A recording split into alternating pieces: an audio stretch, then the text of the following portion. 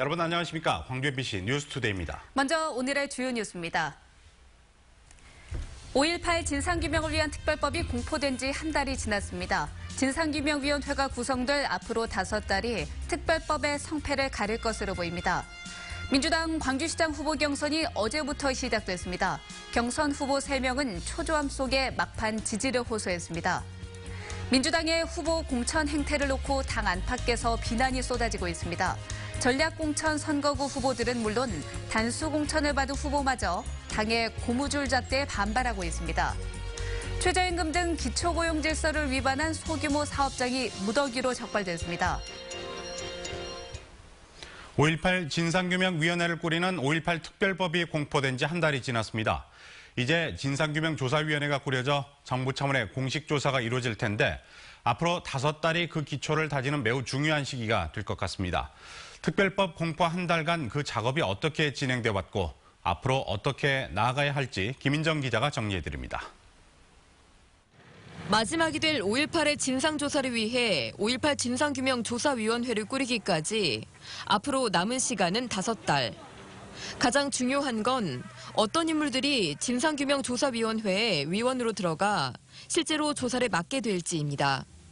특별법이 정하고 있는 위원회 구성은 국회의장 추천 1명과 여야 각 4명씩. 여야 원내대표단은 법조인이나 역사학자, 법의학자와 인권 전문가 등 중 적합한 인물을 협의해왔지만 이번 달 국회 파행으로 논의를 멈춘 상태입니다. 지금까지의 관행은 여야 원내 지도부가 그냥 일방적으로 추천을 해버리는 구조인데 이번에야말로 5.18 진상규명 마지막 기회입니다. 그냥 그 특정인을 그냥 추천하는 방식이 아니라 공론화 절차를 거쳐서 더 좋은 분이 검증 절차를 거쳐서 투명하게. 국방부는 한편 위원회 조직과 진상규명 신청자의 범위, 진술인의 신변 보호 조치 등을 담은 세부적 시행령을 만드는 중입니다. 특별법이 강제조사권이 미흡하게 담기는 등 다소 아쉬운 채로 공포된 만큼 5월 단체와 시민사회단체 등은 시행령이 이를 보완할 수 있도록 여론을 모아 이달 말까지 국방부에 전달할 예정입니다. 전국 규모의 공청회 필요성도 제기됩니다.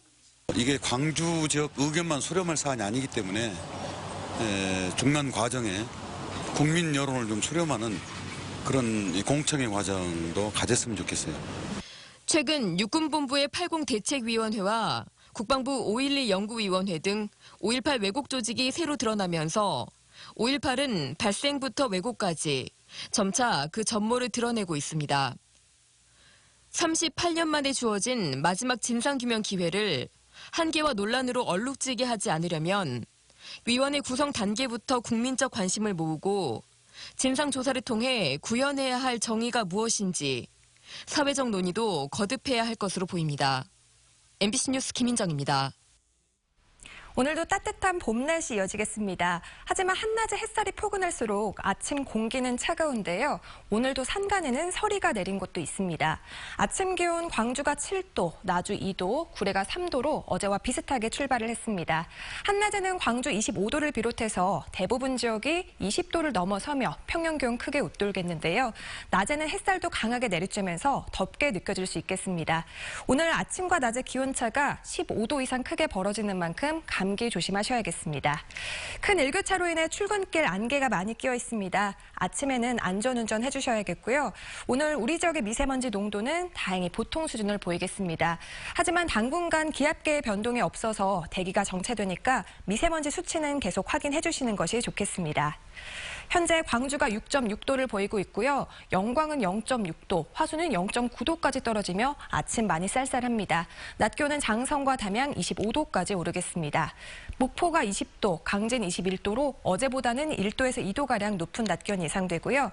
곡성과 구례 24도, 광양은 25도까지 오르겠습니다. 날씨였습니다. 민주당이 어제 광주시장 후보 경선을 시작했습니다. 경선 후보들은 초조함 속에 막판 지지를 호소하고 있는데요. 후보들의 마지막 호소를 직접 들어보겠습니다. 발언 순서는 가나다 순입니다.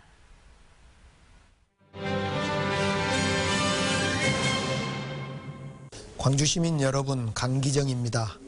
당원 여러분, 당을 지킨 강기정입니다. 제가 뜨겁게 광주를 사랑해 왔습니다. 함께 광주와 부대끼며 살아왔습니다. 이제 호남이 변해야 되고 광주가 변해야 됩니다. 문재인 정부에 들어서서 기회입니다. 그 변화를 저와 풀뿌리 정치운동을 해왔던 최영호 민영배 두 구청장님과 함께 손잡고 새로 광주를 만들어내겠습니다. 단일화를 했습니다. 저희들에겐 또한 대통령, 문재인 대통령이란 든든한 지원군이 있습니다. 젊은 수석과 586 장관들이 있습니다. 그들과 함께 저희들은 광주를 새롭게 성장시킬 비전이 있습니다. 함께 해주시면 저희들이 광주를 더 젊은 도시, 행복한 도시로 만들어 보겠습니다.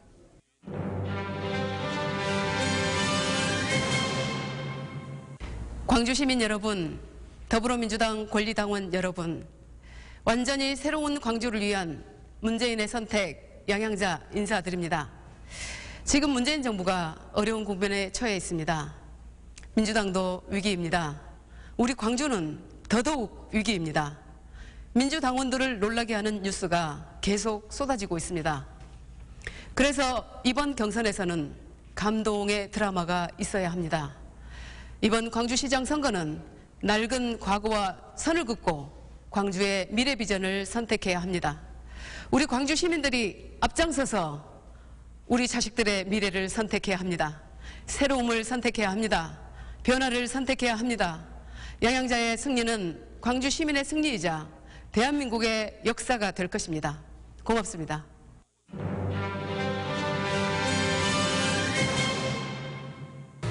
존경하는 광주 시민 여러분, 저는 김대중, 노무현, 문재인 세 분의 민주 대통령을 모시고 중요한 국정 과제들을 완수했습니다.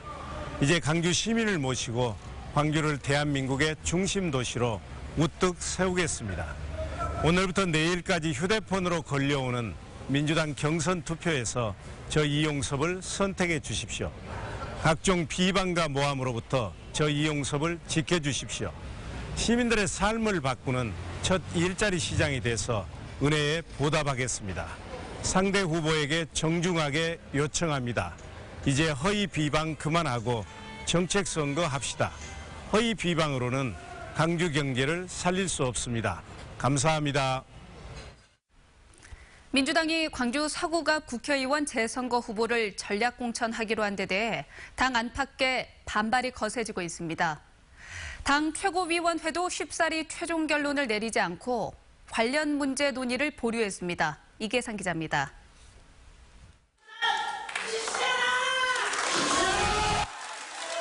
광주 서구갑 국회의원 재선거 후보 경선을 갑자기 중단하고 전략 공천을 한다는 소식이 알려지자 공정한 경선을 기대했던 후보 측의 지지자들이 한 목소리로 전략 공천 결정 철회를 요구하고 나섰습니다. 송갑석 예비후보는 같은 선거구에서 두 차례나 여성 전략 공천을 하겠다는 것은 민주화를 위해 싸워온 광주 시민을 무시하는 행위라고 성토했습니다.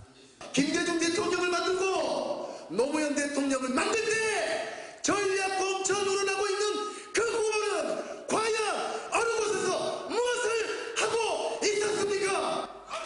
광주 시민단체 협의회와 전남대 6월 민주항쟁동지회 등의 단체들도 민주당 지도부가 지역민의 선택권을 빼앗는 전략 공천을 최종 선택할 경우 광주의 심판을 받게 될 거라고 경고했습니다.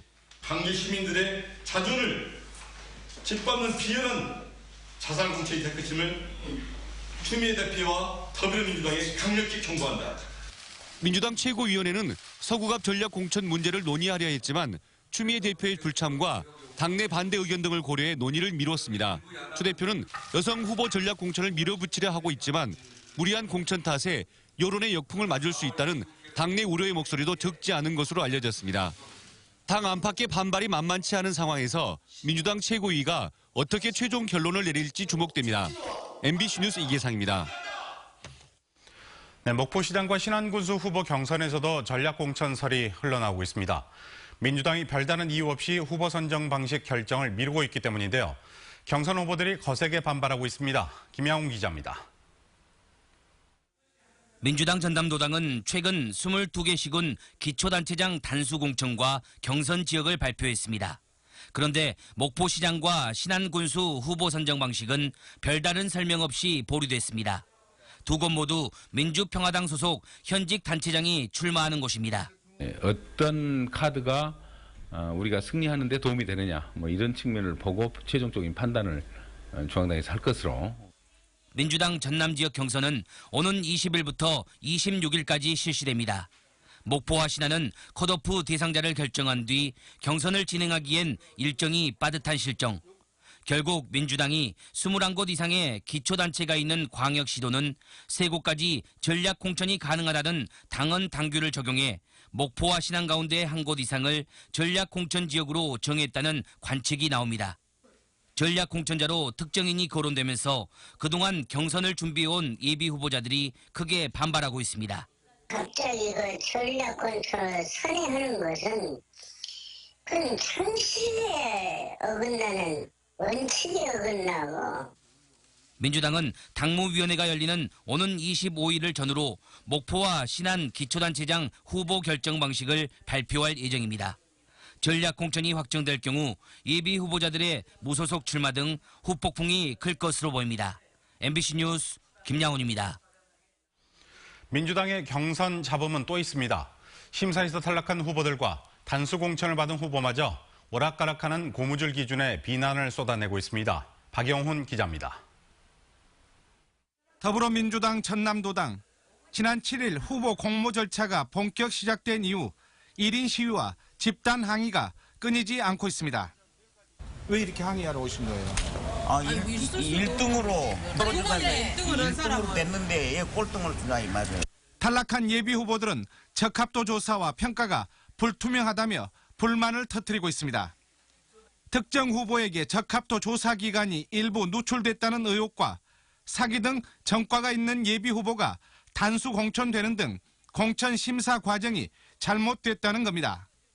상대가 있음에도 불구하고 적합도 조사라는 것을 내세워서 다 날려버리고 5사람을 어떻게 보면 전략공천이나 마찬가지지 않습니까? 그렇게 했다. 그럼 전남에 전략공천이 3개나 했는데 벌써 도당에서 5개를 쓴 것 아니냐. 후보자 선정 심사를 맡은 민주당 전남도당 공직선거 후보자 추천관리위원은 모두 18명.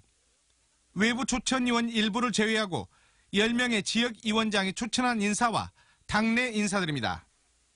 때문에 도당 위원장이나 지역위원장과의 친분이 공천 과정에 작용하는 것 아니냐는 의심을 사고 있습니다. 2, 3인 경선 원칙이 순식간에 4인으로 늘어나는 등 중앙당의 개입과 전남도당의 엉성한 대처도 혼선과 불신을 키우고 있습니다. 목포시장과 신안군수 후보 선정 방식 보류 이유도 중앙당의 지시다, 아니다, 전남도당 추천관리위원회에서 결정했다는 등 당직자마다 다른 답변을 내놓고 있습니다. 사정이 이렇다 보니 이의 신청이 넘쳐나고 보다 못한 단수 공천 후보가 심사에 탈락한 경쟁 후보를 구제해 경선을 하게 해달라고 요구하는 일까지 벌어지고 있습니다. 민주당은 당헌 당규에 맞춰 진행 중이라고 해명하고 있지만 벌써부터 민심의 역풍을 우려하는 목소리가 당 안팎에서 높아지고 있습니다. MBC 뉴스 박영훈입니다. 광주지검 목포지청은 사조직을 가동해 불법 선거운동을 한 혐의를 받고 있는 윤한수 전 민주당 한평군수 예비후보를 구속했습니다. 윤한수 전 예비후보는 사조직의 각종 식사 모임에 참석해 사전 선거운동을 하고 선거 구민에게 금품을 제공한 혐의를 받고 있습니다. 윤 전 예비후보는 검찰 수사를 받던 지난 13일 한평군수 예비후보를 사퇴했습니다. 전남지방경찰청은 6.13 지방선거를 앞두고 지금까지 선거법 위반 사건 52건, 위반 사범 118명을 적발했습니다. 이 가운데 경찰은 17건 27명은 기소하거나 내사 종결했고 35건 91명에 대한 수사를 진행하고 있습니다. 유형별로는 사전선거운동과 금품 제공이 각각 18건씩으로 가장 많았고 흑색선전과 공무원선거 개입, 여론조작 등이 그 뒤를 이었습니다. 어제 오후 4시 30분쯤 나주시 동강면의 한 도로에서 어린이집 승합차와 1톤 트럭이 충돌했습니다. 이 사고로 어린이집 원생과 인솔교사 등 7명이 부상을 입어 병원에서 치료를 받았습니다. 경찰은 트럭 운전자와 어린이집 운전자를 상대로 정확한 사고 원인을 조사하고 있습니다.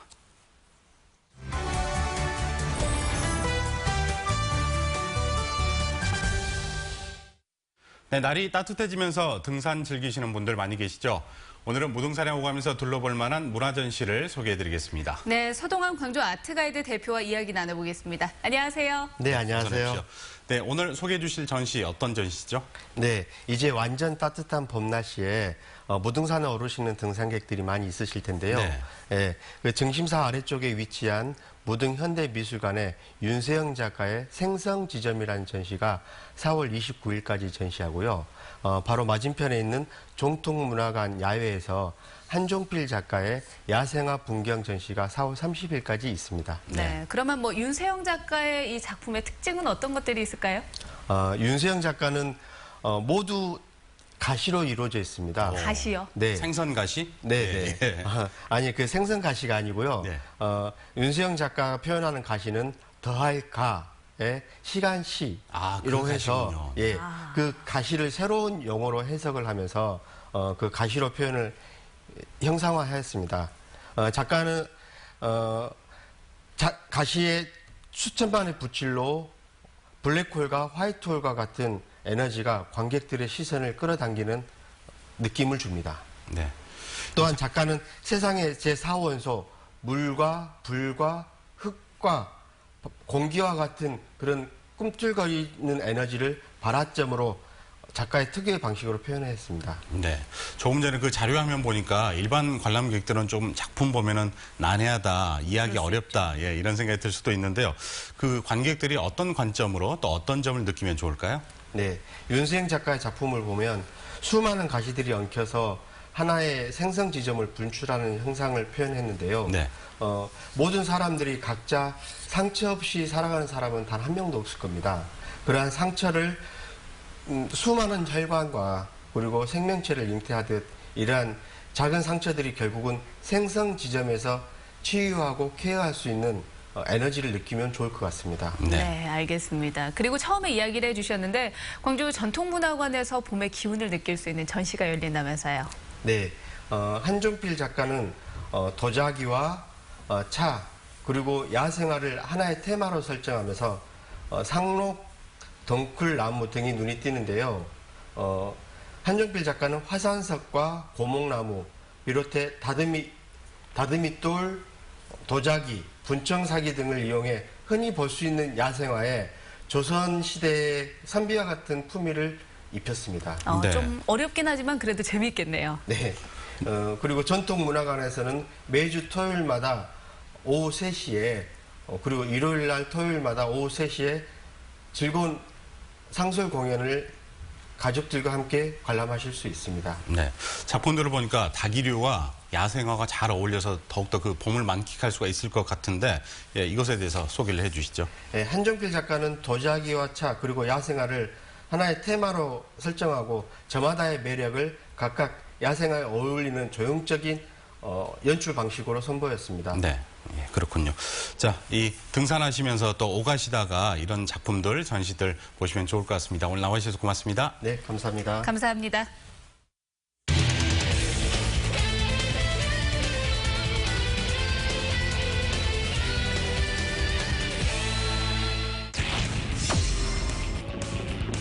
스트라이크 2의 카운트. 3구를 당겼습니다. 왼쪽 라인 안쪽에 떨어집니다. 공은 굴러서 담장까지 3루 주자와 2루 주자가 모두 홈으로 들어왔습니다. 유강남의 2타점 적시타임. 3구를 때렸습니다. 유격수 키를 넘어 왼쪽에 안타로 연결이 됐습니다. 2앤 1의 볼 카운트. 4구를 때렸습니다. 센터 쪽으로 빠져나갑니다. 1루에 있던 최원주는 3루 통과. 홈으로 들어옵니다. 변화구를 때렸습니다. 센터 쪽으로 중견수 안익훈이 뒤로 뛰고 있습니다. 타구는 더 뒤에 떨어집니다. 주자 1명 그리고 주자 2명까지 홈으로 들어왔습니다. 까지 바라볼 수 있는 LG 트윈스입니다. 파울입니다. 볼이 옆으로 튀었군요. 파울이 아니었어요. 오지환이 홈으로 파고듭니다.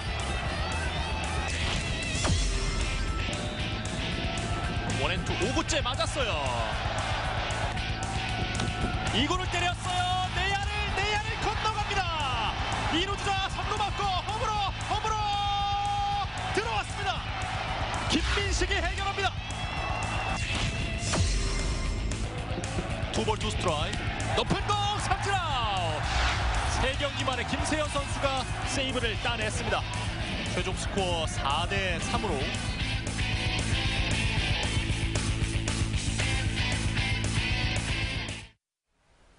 최저임금 등 기초 고용질서를 위반한 사업장이 무더기로 적발됐습니다.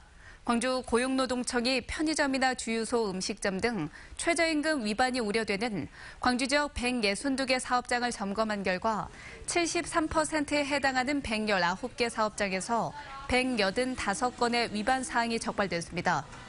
위반 내용을 보면 근로계약서 미작성이나 최저임금 위반, 임금 체불 등이 많았고 일부 사업장에 대해선 총 1,800만 원의 과태료가 부과됐습니다.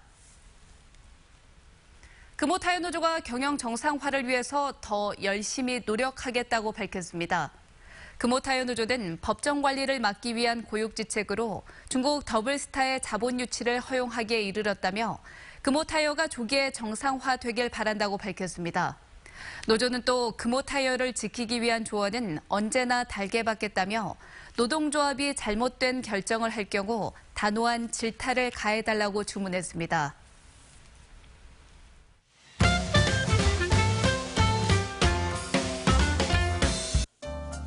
올해 20주년을 맞는 한평 나비 대축제가 다음 주 금요일부터 약 열흘간 이어집니다. 올해는 한평군의 상징나비인 호랑나비 등 24종의 20만 마리 나비가 관람객들에게 봄을 알릴 예정이고요. 야외 나비 날리기나 가축놀이 체험 등 가족이 함께 참여할 수 있는 33개의 체험 행사도 진행됩니다. 광주FC가 축구를 사랑하는 시민들에게 시축 기회를 제공합니다.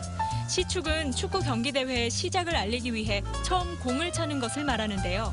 의미 있는 날을 특별한 이벤트로 꾸미고 싶은 축구 팬들은 광주FC 누리집을 통해 신청할 수 있습니다. 27년째 이어온 한일 작가들의 예술 인연을 확인할 수 있는 미술 교류전이 이번 주 금요일부터 유스케어 금호갤러리에서 열립니다. 일본에서 처음 서양화가 태동해서 예향으로 불리는 가고시마 지역 작가들과 한국의 예향, 광주 전남 작가들의 미술 교류여서 더욱 의미가 깊은데요. 총 100여 명의 작가가 참여하고요. 일본에서만 볼 수 있는 화지회화 작품도 전시될 예정입니다. 가성으로 소프라노의 목소리를 내는 남성 음악가 카운터 테너 루이스 초이가 오는 25일 아름다운 작은 음악회 무대에 오릅니다. 오페라곡 날 울게 하소서, 가요 꽃밭에서 등 다양한 장르의 음악을 폭넓은 음역대로 색다르게 선사할 예정입니다.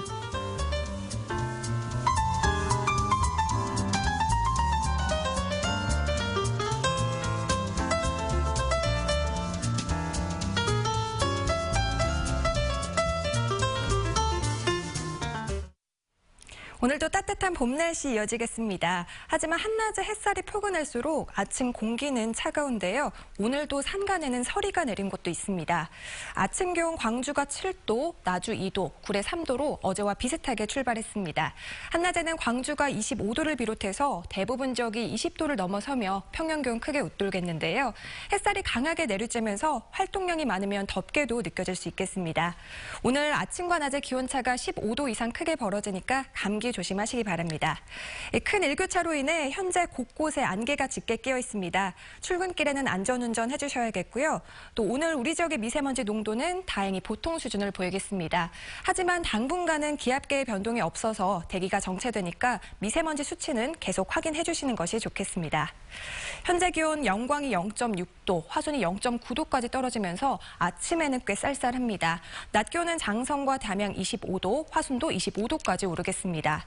목포가 20도, 영암 21도, 장흥 23도로 어제보다는 1도에서 2도가량 높은 기온이 예상되고요. 곡성과 구례 24도, 광양은 25도까지 오르겠습니다. 전 해상에서는 안개가 많이 끼어 있어서 항해나 조업하는 선박들은 오늘 계속해서 주의가 필요하겠습니다. 토요일까지는 기온이 오르며 더욱 따뜻해지겠고요. 일요일과 월요일 우리 지역 비가 내리면서 평년과 비슷한 기온 되찾겠습니다. 날씨였습니다.